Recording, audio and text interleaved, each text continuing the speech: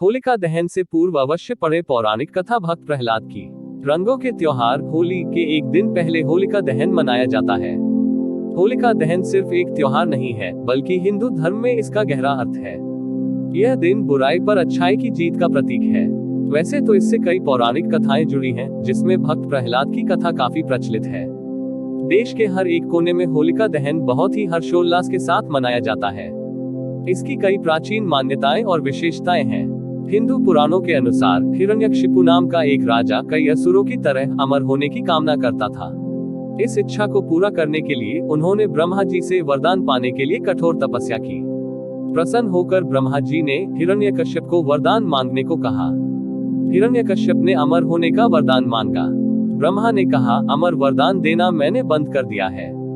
इसके बदले कोई और वरदान मांग लो, तो फिर मैं एक साथ कई वरदान मांगूंगा।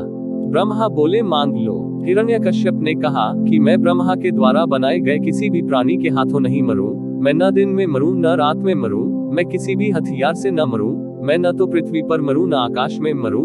मैं न तो घर के अंदर मरूं न घर के बाहर मरूं। मैं न तो मानव से मरूं न ही जानवरों से। मैं न तो देवताओं के द्वारा मरूं न ही असुरों के द्वारा मरूं। इतना कहते ही ब्रह्मा जी ने तथास्तु कहकर अंतर्ध्यान हो गए।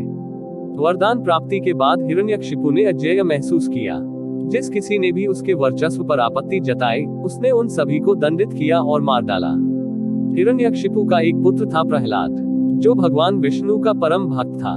प्रहलाद ने अपने पिता को एक देवता के रूप में पूजने से इनकार कर दिया। उसने विष्णु में विश्वास करना और उनकी पूजा करना जारी रखा।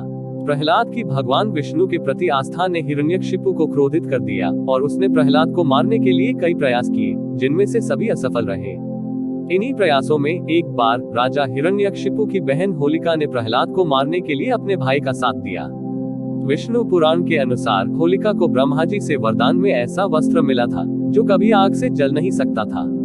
बस होलिका उसी वस्त्र को ओढ़कर प्रहलाद को जलाने के लिए आग में आकर बैठ गई। जैसे ही प्रहलाद ने भगवान विष्णु के नाम का जाप किया, होलिका का अग्निरोधक वस्त्र प्रहलाद के ऊपर आ गया और वह बच गया, जबकि होलिका भस्म हो गई थी। मान्यता है कि तब से ही बुराई पर अच्छाई की जीत के उत्साह स्वरूप सदियों से हर वर्ष होलिका दहन मनाया जाता है। होलिका दहन की कथा पाप पर धर्म की विजय का प्रतीक है। होलिका दहन के दिन लकड़ियां इकट्ठा करके होलिका जलाकर होलिका नामक दुर्भावना का अंत और भगवान द्वारा भक्त की रक्षा का जश्न मनाया जाता है। होली का त्योहार प्रेम और सद्भावना से जुड़ी त्योहार है, जिसमें अध्यात्म का अनोखा रूप झलकता है। इस त्योहार को रंग और गुलाल के साथ मानने की परंपरा है। इस त्योहार के साथ कई पौराणिक कथाएं एवं मान्यताएं जुड़ी हुई हैं। होली का त्योहार भारतवर्ष में अति प्राचीन काल से मनाया जाता आ रहा है।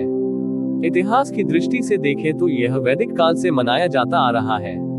हिंदू मास के अनुसार होली के दिन से नए संवत की शुरुआत होती है। चैत्र कृष्ण प्रतिपदा के दिन धरती पर प्रथम मानव मनु का जन्म हुआ था। इसी दिन कामदेव का पुनर्जन्म हुआ था। इन सभी खुशियों को व्यक्त करने के लिए रंगोत्सव मनाया जाता है। इसके अलावा हुदंग और रंगोत्सव का यह भी कारण बताया जाता है कि नरसिंह रूप में भगवान इसी दिन प्रकट हुए थे और हिरण्यकश्यप नामक महासुर का वध कर भक्त प्रहलाद को दर्शन दिए थे। तो दोस्तों, ये कहानी कैसा लगा आपको कमेंट में जरूर बताएं, और अभी तक चैनल को सब्सक्राइब नहीं किए हैं तो प्लीज सब्सक्राइब कर लीजिए। मिलते हैं एक और नई कहानी के साथ, तब तक सभी को दिल से राधे राधे। धन्यवाद। Folded hands.